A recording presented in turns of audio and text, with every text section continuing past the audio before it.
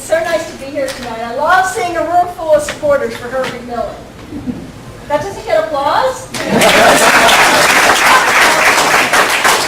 right, I want to tell you all. Now, I know that I was a surprise to many of you. Is there anyone here who was surprised when I was appointed? Anyone who wasn't surprised? I've lived in Anne Arundel County for 22 years. This has been my home.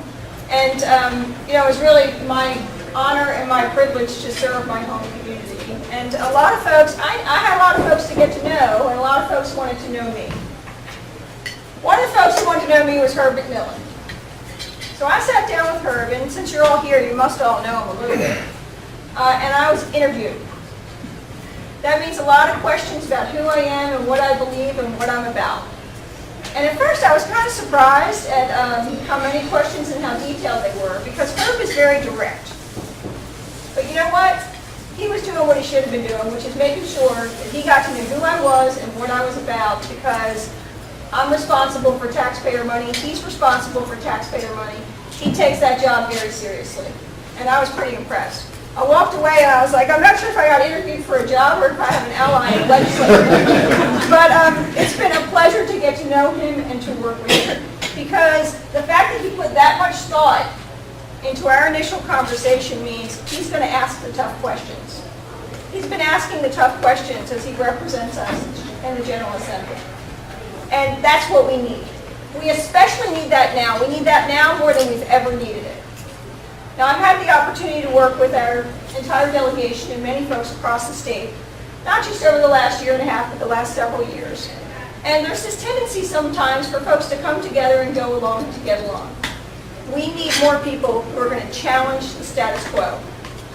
It should not be an automatic rubber stamp. It should not be an automatic tax increase. It should not be an automatic, well, we're all working together and I'm going to support this bill for a tax increase because you supported mine.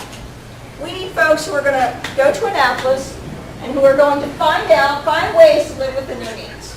Now, I shared this story recently. I want to share it with all of you tonight. Not long after I was appointed, the stormwater fee or rain tax legislation came across my desk for signature. And I couldn't in good conscience sign it. But I didn't want to just veto it without talking to all the interested parties. So I called Speaker Bush. I talked to folks in the grocery store all over the county. I talked to folks who represent us in not only Annapolis, but also on our county council. I wanted to make sure that I understood everyone's perspective on it. So I invited Speaker Bush into my office, and I asked him if he understood the pushback there was on this legislation across our county. And I'm not sure if he understood it or not, but he made it pretty clear to me that they weren't willing to take up the issue again. I, in fact, asked him in that meeting if he would take this issue up again in the next session. And his response is that he would not.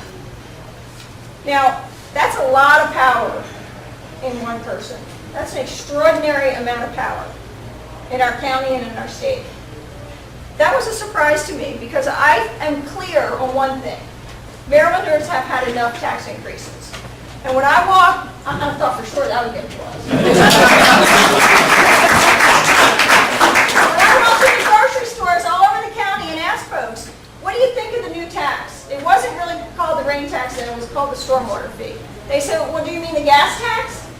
Or they didn't know what it was at all. Now this is amazing to me. When you've had 80 tax increases, actually I think it's up to 83 tax increases in 8 years, it's hard to keep track. At least 40 of them are new tax and fee increases. I think we ought to challenge every single one of them, and I think it's the responsibility of folks who go to Annapolis to ask these tough questions. So I was surprised that one person had that much power. And I am glad that Herb McMillan is my delegate who's challenging the status quo and asking the tough questions.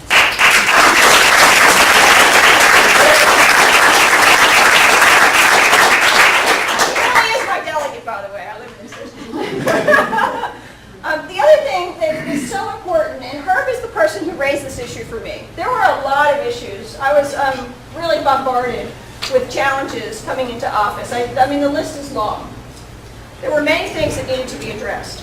But I will tell you one of my biggest surprises, and I learned this from Herb. We are a fiscally conservative county, but we pay our taxes. Did you know that for every dollar in state taxes that you pay, we get a quarter back? a quarter comes back to our county. Now, I found out about this from Herb, and he helped me sort of sift through the numbers. The numbers are astounding. Now, you cannot walk into Howard County without somebody telling you that it's the third wealthiest county in the United States of America. Not in Maryland, in the United States of America. They're very proud of that fact. Howard County gets a 60% match on school construction. Anne Arundel County, who's funding consistently at the same levels, and sometimes higher levels, is getting a 50% match on school construction. How is that fair? How is that possible? So I started asking these questions. Turns out it's not just school construction. It's per capita and it's per pupil. So the surrounding jurisdictions, Howard, Montgomery, Calvert, and Charles, all wealthier counties. We are the 5th wealthiest county in the state, not in the country, in the state, and we're getting a 50% match. And those surrounding counties, Montgomery, Howard, Calvert, and Charles, are all getting more per pupil and per capita than Anne Arundel County. So when you hear the headlines that Anne Arundel County is bringing all this money back, we're not. We're not getting an appropriate share for the amount of money that we're spending. Now, the reason I've been given for this is that we're tax averse. We're a more conservative county. If we taxed more, we'd probably get a better match. That's the formula. That's the way it's set up. That is the truth. But in fact, let's just take schools for a moment. On schools, we do fund at the same level and higher levels. We have one of the highest funding rates per capita or per student in the state of Maryland. But we're still getting a lower match than those surrounding jurisdictions. I find that amazing. If we're actually spending the money and we're being more efficient with those dollars, we should get a better match. This I found out from Herb McMillan. He did his homework. He did his homework. He asked the tough questions. He challenges the status quo. So, I don't know about you guys, but when I pay my taxes, I want it reinvested in my community. And if I'm going to pay at the same level, then I should be able to get the same level back. We need to challenge the assumptions in the formula. We need to challenge how we're serving our community. There are a lot more examples like that. Transportation, we used to get $30 million, it dropped to $1.5 million. You want to hear the good news? As a result of asking all these questions for the first time this past year, where they increased funding in transportation, and it was a fraction compared to what had been reduced, we for the first time got the same amount increase. 3.5% increase for every jurisdiction in Maryland. First time. Now the reason I wanted to be here tonight is that I think it's important to know how hard Herb is working for us. And I am really pleased to share with you that when we went up to New York for the bond rating agency meetings, you know, they gave us a hard time. They said, all those other counties that are getting AAA bond ratings in the state, they've maximized their taxing capacity, and they were rewarded for it. And I said, we should be rewarded for being more efficient with the dollars that we have available to us. That's tax efficiency. That's tax efficiency. We do more with less. And we still fund at the same level on education.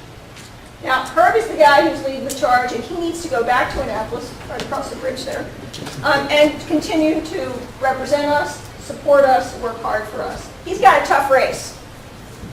I live in Annapolis. I know these guys. I've worked with these guys. I actually buy wine from his competitor, sorry. Didn't take that part off the tape. He has a good wine set. No, look, the truth is that a lot of people want to serve their community. But do you know his competition is a small business owner who supports tax increases for every business except for alcohol tax? It's very easy to say that you want to serve the community. It's very difficult to walk the line. And in Herb McMillan, we have a person of character and integrity who wants to do the best job for every citizen and every business in Anne Arundel County. And that's my first point.